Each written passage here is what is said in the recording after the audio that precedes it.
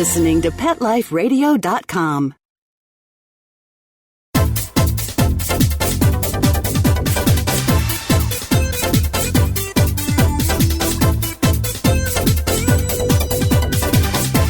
Hello! Welcome to the Animal Party. Yeah, you must have a ticket. You must know somebody because you're in. You're on our VIP list. Welcome to the party. Bring your dogs, bring your cats.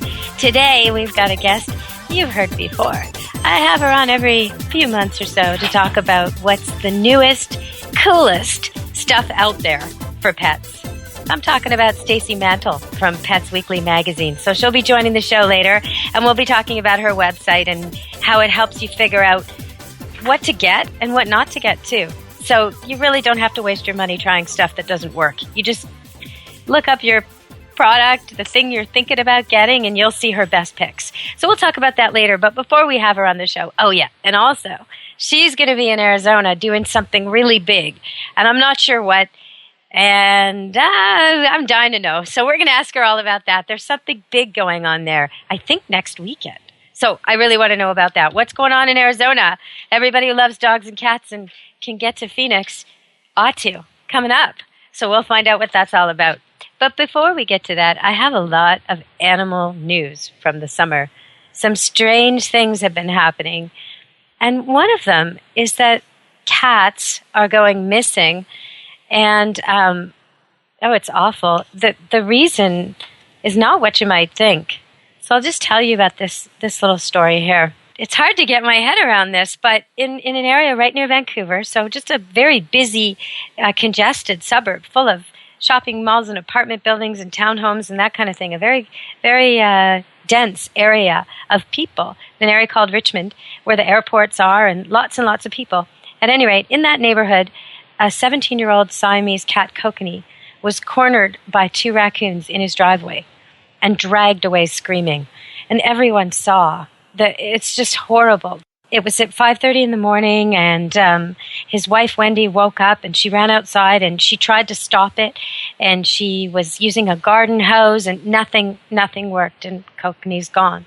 So earlier that month, there was another case where a 14-year-old cat was swarmed and killed and eaten by a gang of raccoons, again, when people witnessed. So it's a terrible, terrible thing, and they're really recommending that you not feed the raccoons.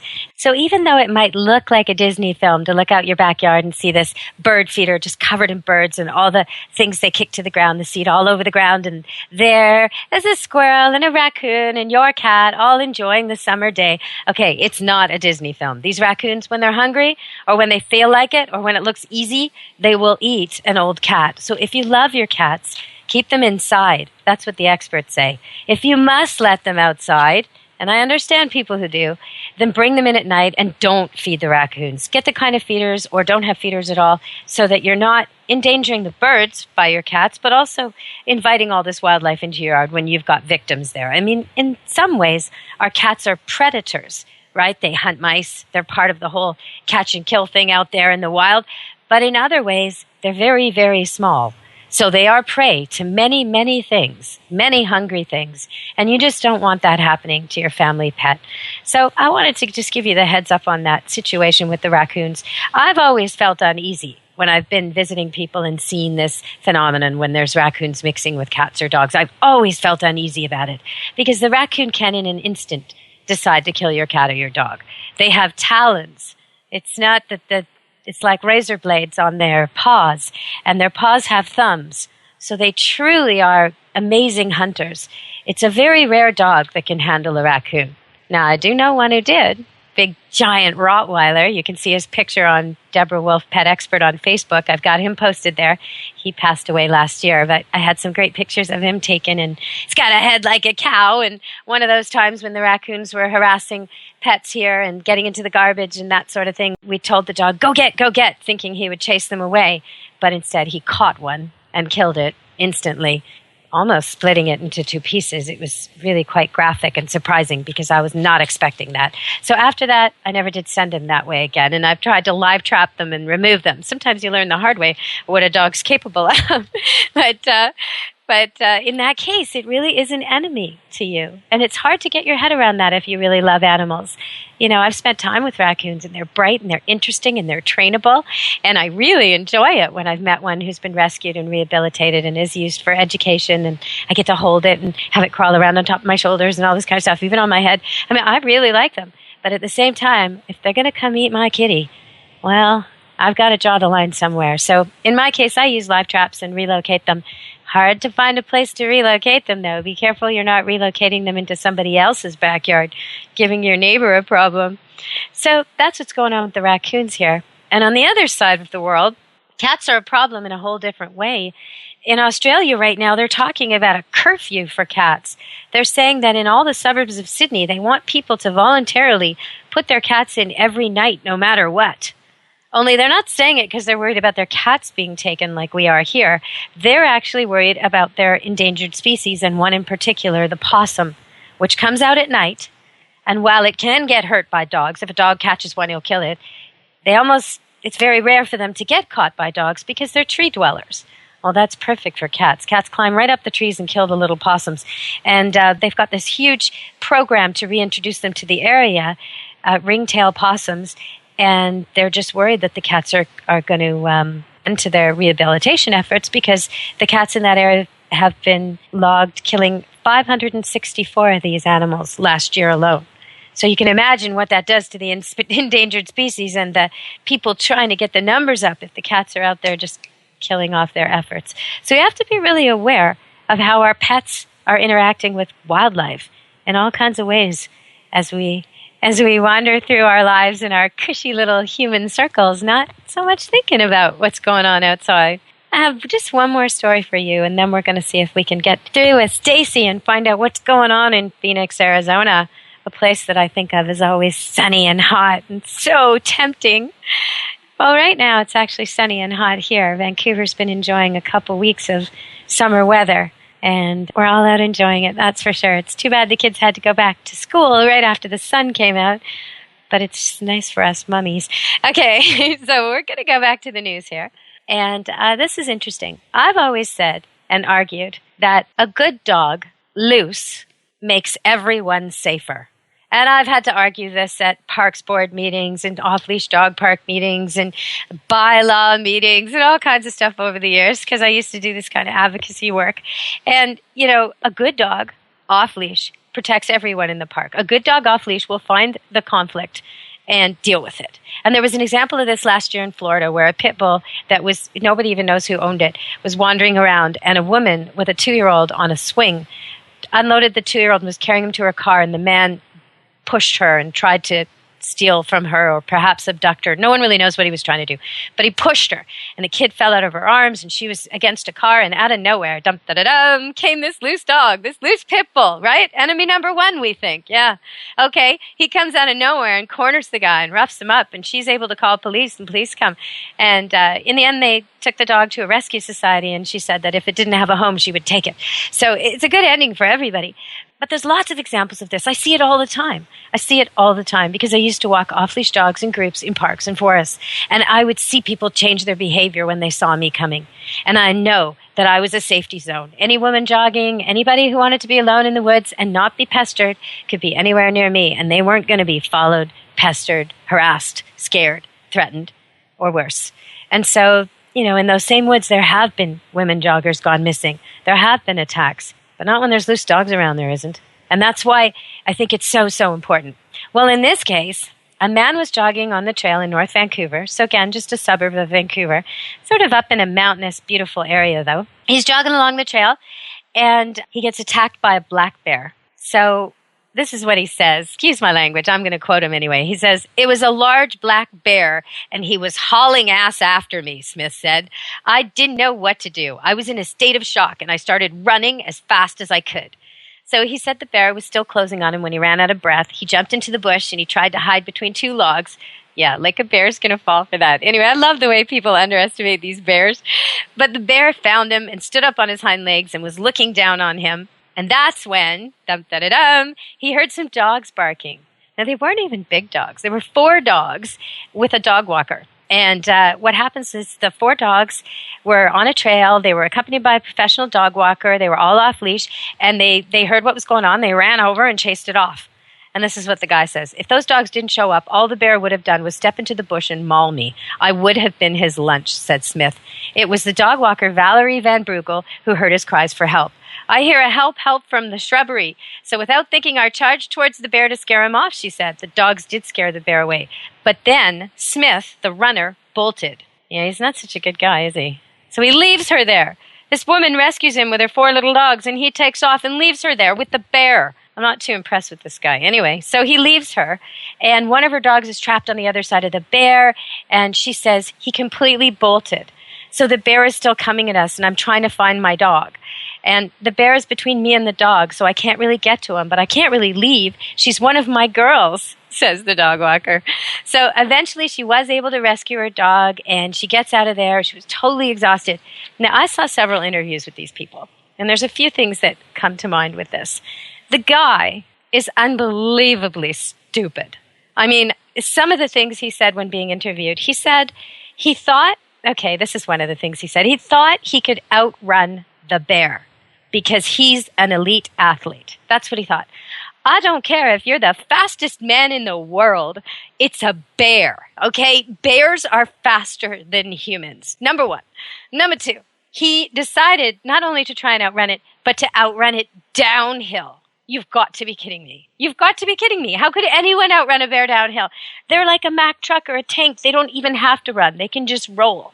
It's absolutely ludicrous. And if they bump into trees on their way, the trees will timber. They will fall over. That's how a bear is like a vehicle. I mean, he's just not getting it at all. And you know, when he was interviewed, he started telling them how he's been running for 20 years and he's an elite athlete. And I was just beside myself with surprise that anyone could think, I mean, even if he were a 20-year-old successful, world-winning elite athlete, he still can't outrun a bear. But this is an old guy. It's absolutely ridiculous. It's absolutely ridiculous. So I found this just completely ridiculous. And then that this woman would come out and save him with her tiny little dogs, and then he leaves her there with the bear on the mountain? Oh, come on. You've got to show a little more caring towards someone who just rescued you. That's terrible. He ran down the mountain and left her there. Oh, well. But it does go to show you that a few dogs off leash make the park safer for everyone, which is what I've been saying all along. All right, everybody, we're going to go to a commercial, and we'll be back, and we'll be talking to Stacy, because I've got to know what's happening in Phoenix.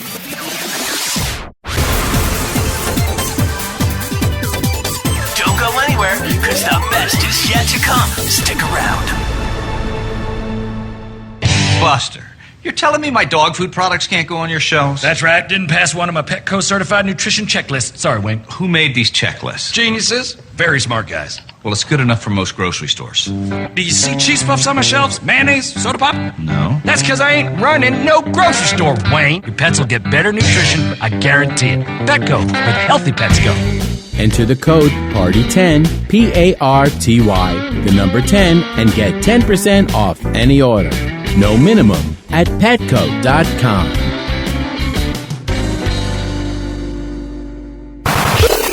How would you like your business to reach out and invite in our audience? We have a brand new trademark concept called InfoSeeds. InfoSeeds are short 20-second seeds of information about your place of business, practice, or service. We only have a limited number of slots left. For more information, visit PetLifeRadio.com. Click on sponsorship information. There you can listen to a sample of InfoSeed or email us at PetLifeRadio.com. Remember, only a limited number of opportunities are available. Hi everybody, I'm Megan Blake here with my sidekick Super Smiley, the giant mutt and spokes dog for throwaways. You're listening to Pet Life Radio, and I'd like to tell you about our brand new show, A Super Smiley Adventure. Our show explores adventures with animals. They can be traveling, out in the world trips, or inner journeys where our animals lead us to inspiration and self-discovery, or just plain fun adventures. Join us here on Pet Life Radio on A Super Smiley Adventure. Good boy. Let's Talk Pets on PetLifeRadio.com. Your You're inside the VIP room. With the hottest party in town. Back to the party. Let's go! Hello! You're back with Animal Party on Pet Life Radio. And my guest, as promised, is Stacy Mantle from Pets Weekly magazine. And I'm going to ask you, Stacy, welcome to the show. What's going on in Phoenix? Can you tell us? Hi, Deb. It's great to be here. And yes, we have some amazing things coming up in Phoenix, especially the Wonder Pet Expo, which is a 2-day pet-friendly event for everybody who wants to get out of the heat and possibly out of the rain, which they're forecasting for this weekend, if you can believe that. Oh, no! The first time it rains in Arizona, we get it on this weekend. But it's going to be all indoors. It's going to have some amazing things going on, including the Megan Blake. I think you're aware of her from the Toyota Pet team. She is going to be there with Super Smiley Dog, and they're doing a flash mob, so that'll be a lot of fun. I thought it never rains in Arizona. What are you telling me? It never does rain in Arizona, except during monsoon season, and apparently we're having a very late one this year. So. Oh no! So what will people see when they come to this event? Getting out of the rain, they get dry. Can they bring their animals? They can bring their animals. They need to sign a waiver. That's a very simple thing they can just download from the internet, or they can pick it up at the show and just do it right there. It just takes a few seconds. And you can access that at the wonderpetexpo.com is the name of the website, and they have all the information there. They're going to be able to see Blinkothera, I believe is the name. That's the dog from Afghanistan, the famous dog that the soldiers rescued and brought back to Arizona. So that's going to be really nice. Soldiers and the dog, which is fantastic. There's just going to be some really fun things there. Deb's Dragons are going to be there, and they do giant reptile shows, which is amazing. She works with rescued animals and trains them for, like, what am I thinking of? You know this very well because they live here. They're a protected species. It's our lizard. Hold on one second. Let me pull it up. Well, Komodo dragon, which is not native to Arizona, but I believe she has tons of Komodo dragons and some fun things like that. So yeah, there's going to be some really would children be able to touch these things and hold them and get experiences? She actually does classroom education. She brings these animals in and teaches them the value of the reptiles. I mean, reptiles, lizards, dragons, Komodo dragons, they have all kinds of different reptiles available. And I believe she even has some rattlesnakes, I'm not positive. So that's going to be kind of interesting. And I'm going to be actually really interested in seeing how that all works. But she does do some amazing things with education, really teaches people how to value reptiles and other animals in general, because we all need to learn the value instead of the way that we normally treat them, which is fear-based. Yes. Well, I think some of us have an instinctive kind of a fear, a gut reaction. I remember once I was supposed to present a medal to a snake that had visited a lot of kids, and he was winning this medal. And I was supposed to actually kiss the snake. And I had to kiss a dog, I had to kiss a cat, and some of the dogs were huge, menacing type police dogs and whatever. I had no qualms about kissing anything until I got to the snake. It was Isn't that really awkward for me. I got to tell you, I wasn't, I didn't know if I wanted this to be in the paper. And it was just odd. And then it was in the paper, but they didn't put it on the front of the section like they normally would. They chose a different picture for that with me giving an award to a dog, because they said that a lot of the population will not buy the paper if the cover has a reptile on it. That's how big the fear is. And I guess it's a natural fear because they can be very dangerous, but hopefully we can overcome it. Get over it, right? Yeah, and it's really strange living in the desert because we run across reptiles all the time. I mean, that's pretty standard when you're out riding your horse or hiking or anything else.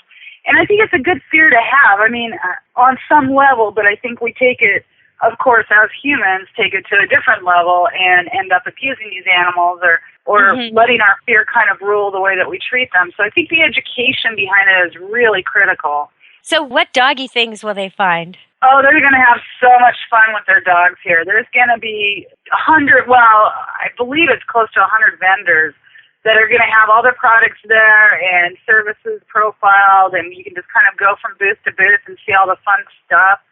They have the splash dogs are going to be there, and these are a dock diving team of dogs. And nice. Pool set up, yep. So that's going to be a lot of fun to watch. And oftentimes, and I don't know if they're doing on this show, you can actually get your dog up there and see how your pup does in the cage. Well, a lot of dogs would love that on a hot day. That sounds great. Yeah, I know mine would totally love it. So they're going to have the Frisbee dogs there. It's really amazing shows with these Frisbee dogs that are just so entertaining to watch. Okay, and very, so what I don't even know how about the cat lovers, Stacy? Are the cat lovers out of luck with this show? Absolutely not. We've got all kinds of things for cats. We're going to have several international groups, a couple of different rescue adoptions that they're going to have there. We've got, well, of course, Pets Weekly, tons of stuff in the Pets Weekly booth. We actually have 5 of the booths, and we're going to have so many people that we're profiling. It's just going to be a lot of fun. Okay, so if people are too far to come to Phoenix, but they want to get a taste of this, they should go to petsweekly.com. That's what you're telling me, Absolutely. Right? We'll be blogging about it. We'll be Facebooking it. We'll be tweeting it, and it should be just loads of fun for everybody. Lots of pictures you can log in and check out. All right, so we're going to cut to commercial and come back. And when we get back, I'm going to ask Stacy, what's going on? What's the latest, coolest, weirdest stuff that you could buy for your pet? What is surprising us in the pet world right now? What has she been reviewing on petsweekly.com? So, yeah, stay tuned. Some of this stuff is pretty weird. She's introduced me to products I never knew existed. So hold on to your hat and come back to the party at Animal Party, Pet Life Radio. Don't leave this party before it's over because the best is yet to come. Only losers leave the party early anyway. Party on. Back in a few. Love your pets but wish their medications were a lot less expensive? They are at 1-800-PET-MEDS. You'll not only save on flea and heartworm medications, but on prescriptions for arthritis, incontinence, thyroid, and more. And you get fast service, free shipping, and a 100% satisfaction guarantee. Plus, our licensed pharmacists ensure accuracy, monitor drug interaction, and more. See why over 5 million people have trusted their pet's health to 1-800-PET-MEDS, America's largest pet pharmacy. Call now or order online. Go to petmeds.com/party, PARTY, to get 10% off any order and free shipping on orders of $39 or more. How would you like your business to reach out and invite in our audience? We have a brand new trademark concept called InfoSeeds. InfoSeeds are short 20-second seeds of information about your place of business, practice, or service. We only have a limited number of slots left. For more information, visit PetLifeRadio.com. Click on sponsorship information. There you can listen to a sample of InfoSeed or email us at PetLifeRadio.com. Remember, only a limited number of opportunities are available. This year, Americans are expected to spend a jaw-dropping $36 billion on their pets. From lighted leashes to high-end spa products, the discriminating pet owner can find just about anything to pamper his or her pet. Hi, this is Michelle Fern. Join me every week for Best Bets for Pets, where we'll talk about the latest pet products and talk to the companies that make them.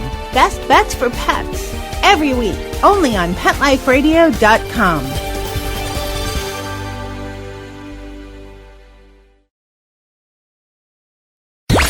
Let's talk pets Let's talk pets on Pet Life Radio. Pet Life Radio. PetLifeRadio.com.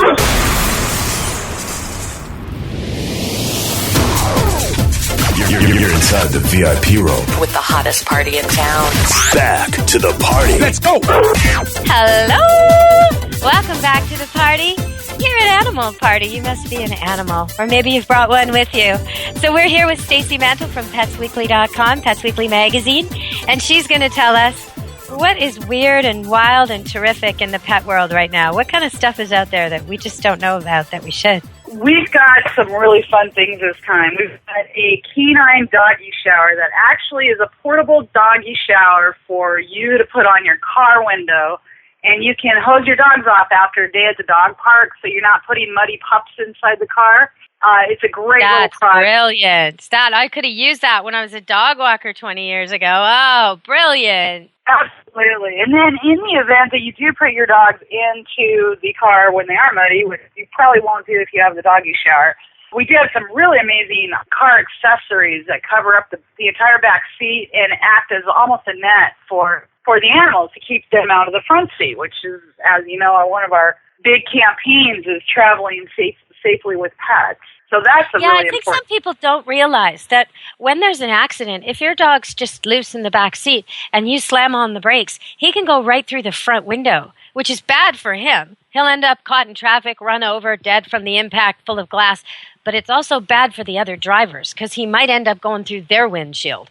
And him, in his 40 pounds or 20 pounds or 80 pounds, times whatever force speed you're going, 100 miles an hour, now we're talking about a missile.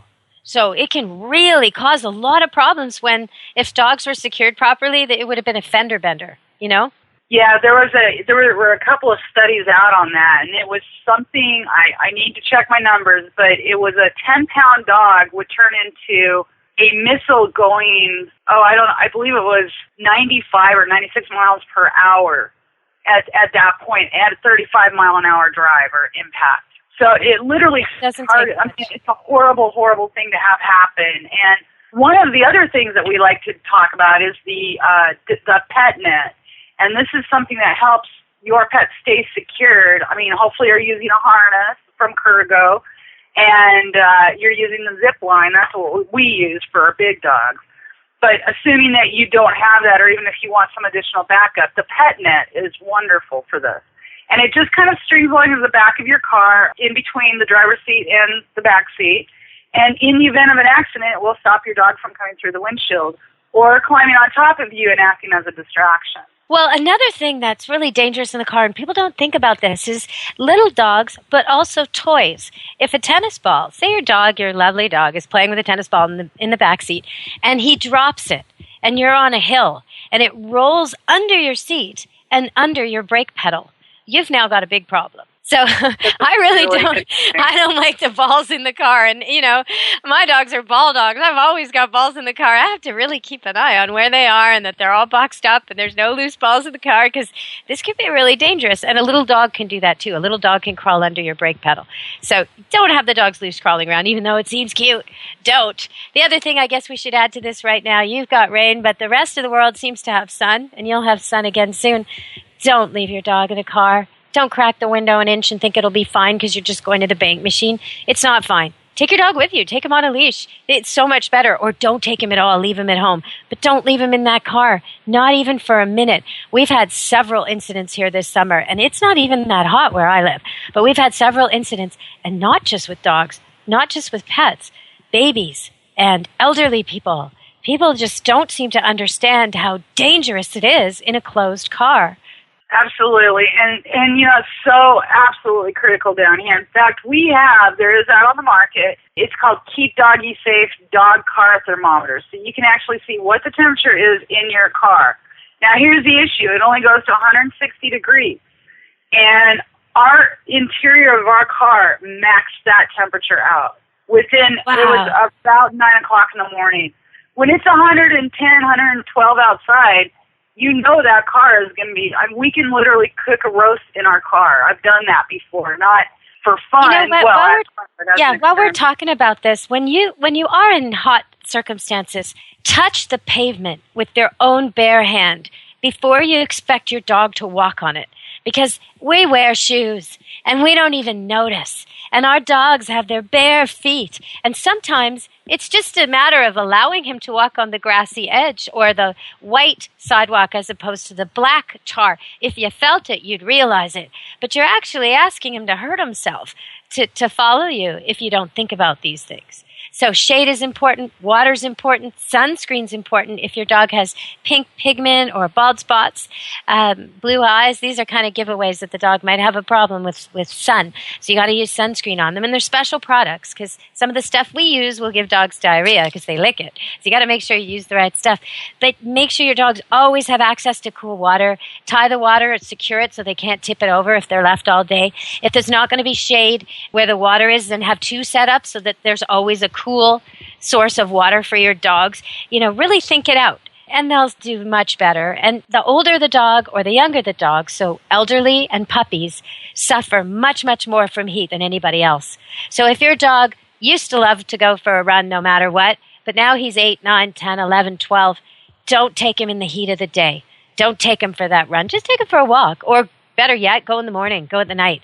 It's when dogs have strokes, so watch out for the heat. Just wanted to give that warning while we're talking about it. So what other products have you got for us, Stacy? I love that thermometer. What else have you got?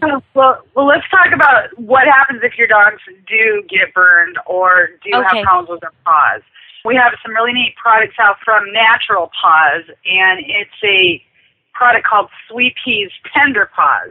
And it's an all-natural paw pad spray for dogs. It's developed to give dog pads the natural elements that will help recover and keep those paw pads not soft, but softer than they normally are.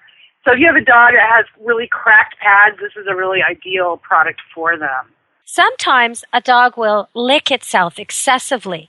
If your dog's feet, the sort of the pads of the paws and the hair that grows inside the paws, if that area is perpetually a sort of brown orange stain, that's actually saliva. And that's an indication that your dog is licking its feet all the time. And if you see your dog actually sort of licking so hard that you can hear him breathing because he's squishing his face into his paw and it looks like he's really, really itching and he's almost biting at the insides of his paws, that's another sign.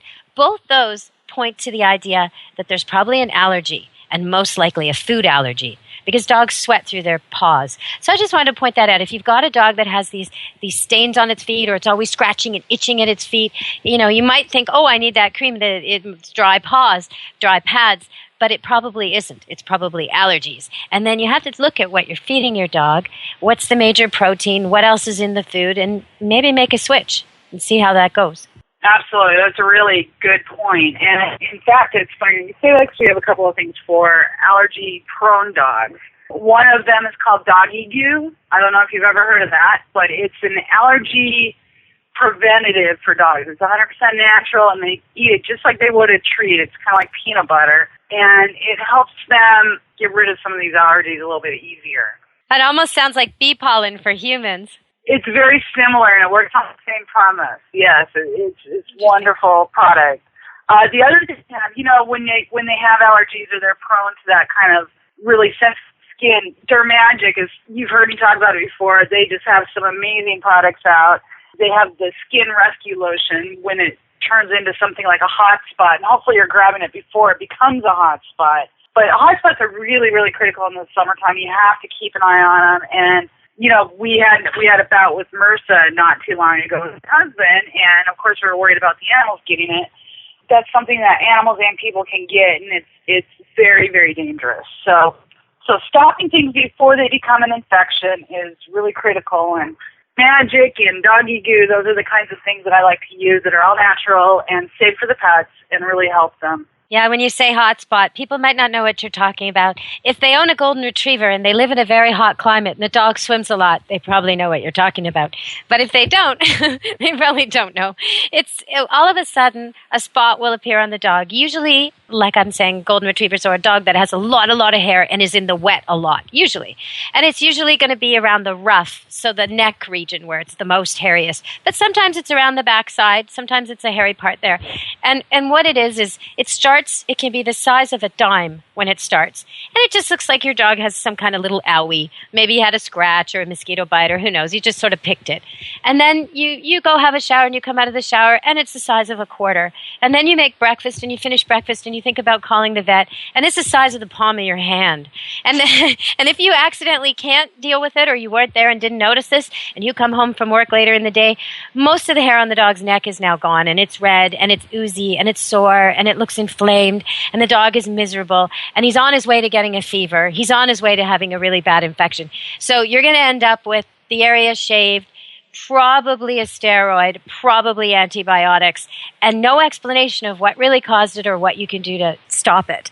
Just a stopgap treatment. And so it's a very perplexing problem. People have, certain dogs have it over and over and over again. Most of the time it has more to do with climate, the lifestyle of the dog who's always swimming in a hot place and never quite dries out. So sometimes just shaving those parts or clipping those parts as a preventative can help a lot because the dog gets dried out. Drying them really well when they come out of water helps a lot. And like you're saying, the topical preventatives that you use to keep the skin clean and healthy before the hot spot begins. And also diet. If the diet's not agreeing with the dog, then they're going to get ear infections and hot spots and other things because their immune system's down fighting the diet. So you really got to think about this. If your dog keeps having the same problem over and over and over, you got to change something up. Right, Stacy? Absolutely, and thank you. I just assume everybody knows what a hot spot is because we have it so often down here. And, no, they're thinking either it's the nightclub where the best bands play, or maybe they're thinking it's some secret place on Stacy's body. I don't know what they're thinking, but I had to clarify. I'm glad you said that. Yes. Don't want to think of that. But it does, hot spots are just so dangerous, and they can lead to so many other problems. And once you start having to put a dog on steroids or any kind of, medication like that, you're going to end up with worse problems, usually with the kidney or liver. And, of course, we want to avoid all that. So it's easier just to try to stop it in its tracks. The other thing about steroids I don't like is almost immediately, in almost every dog I've ever seen on them, there's a real serious behavioral change. And they become so hungry and so food motivated. Even dogs who couldn't care less about food before are diving for the crumbs, raiding things, stealing food. They become so obsessed with food that I find they lose a lot of their freedom. They can't be loose in the house anymore. They can't be walked off leash anymore because they're just starving. And that makes me uncomfortable. I mean, what would it be like to be starving like that all the time? A human would never want to be like that. It's a nasty thing, and the dog's quality of life. I mean, a dog who used to love to swim and fetch is now just roaming the park looking for the leftover pizza boxes. Like, his life just changes. So if you can avoid those steroids with prevention, it's such a good idea. All right, so we're running out of time, Stacy. What else should we tell them about? What other crazy stuff have you got there?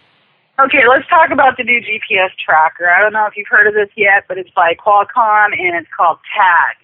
And this is one of the coolest products of the year as far as I'm concerned. It is a very, very lightweight GPS. I mean, it's so lightweight that a cat can wear it. That's how small it is.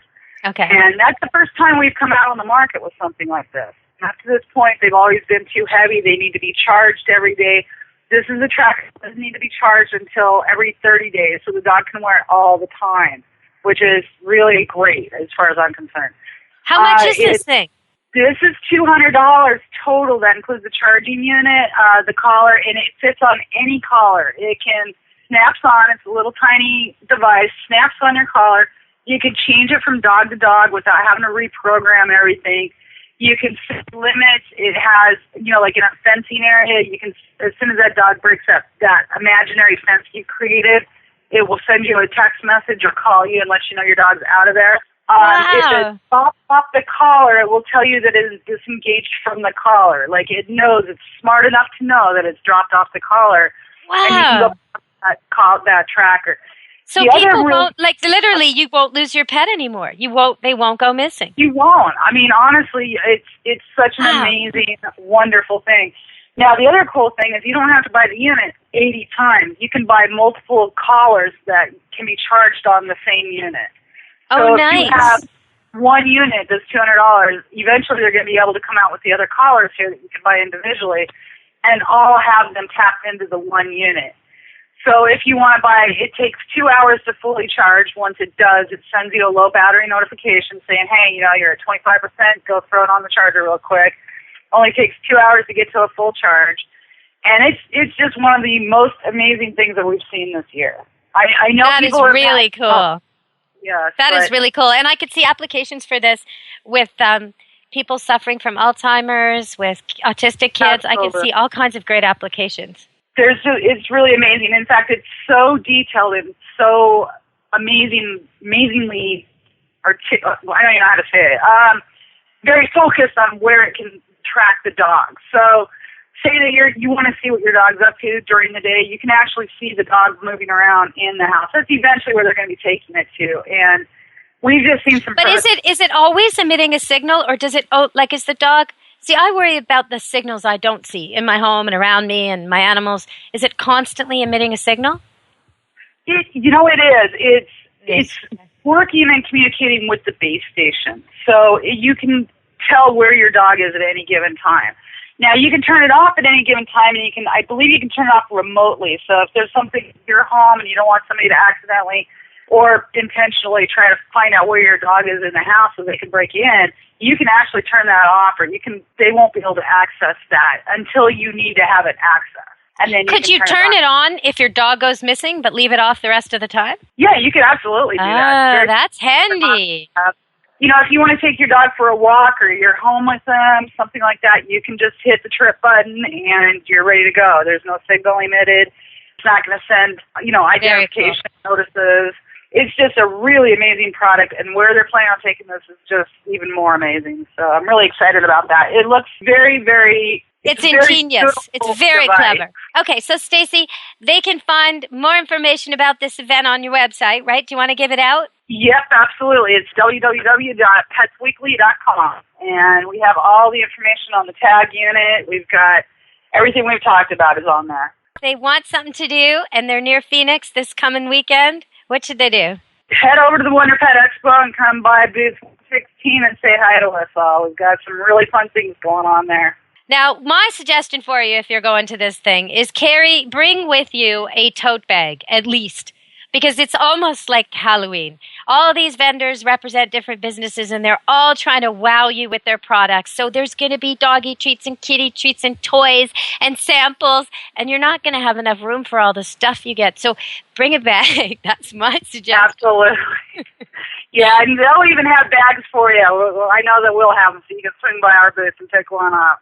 Oh, and yeah, bring your pet hungry, because they're going to get you'll have more snacks. Absolutely. They're going to have a blast with that. Dogs love it over there. If you're too far and you can't make it to the event, but you wish you could, then check out PetsWeekly.com next week, and you'll be able to see what happened. Absolutely, and we'll be, like I said, tweeting live from the event, and right after that, we're headed to Sabre Zoo to find out all the really cool products that are over there. So we'll be talking more about that. Well, thanks a lot, Stacy. I'll check up with you in a few months, and we'll talk again and let everybody know what you're up to. Thank you so much for coming to the party today with Pets Weekly. Thanks, Deb. Okay, bye-bye, Stacy. All right, everybody, the party's over. You got to get your coat, get your leashes, pack your cats up. We talked a lot today about safety and animals and wildlife, and then Stacy came on and told us about some really cool stuff, including the GPS tracker. If you've got an escape artist or a very, very valuable pet, or even a person that you really worry is going to get lost, that might be something you want to check out. I wish I was in Arizona next weekend. I sure do. Rain or not, that sounds like a great event. I'd like to see the splash tank with the dogs swimming. So hopefully they'll post that online after. So go to PetsWeekly.com to find out more about the products we talked about. And if you want to see that big giant Rottweiler I talked about at the beginning, you can see him at Deborah Wolf, Pet Expert, on Facebook. And you can also find some really cool stuff on my site, DeborahWolfOnline.com. And there you'll be able to see the birth of the red poodles. They were born back April 29th, and I caught it on tape, so you get to see them actually being born. It's really beautiful. And now it's months later, and they've just had their last vaccines, and the last 2 puppies are going. We have 3 people coming to see, 3 families who want to buy a puppy in the next couple of days, and only 2 puppies left. So it's always sad when the last puppy sells. Happy for the people who get them, but sad for me to say goodbye. If you want to see them being born, check out DeborahWolfOnline.com. And there's other stuff there, too. There's great footage and radio shows. These shows are posted there, too. So check it out. And I'll see you at the party next time. Be good to your animals. Let's Talk Pets. Every week on demand. Only on PetLifeRadio.com.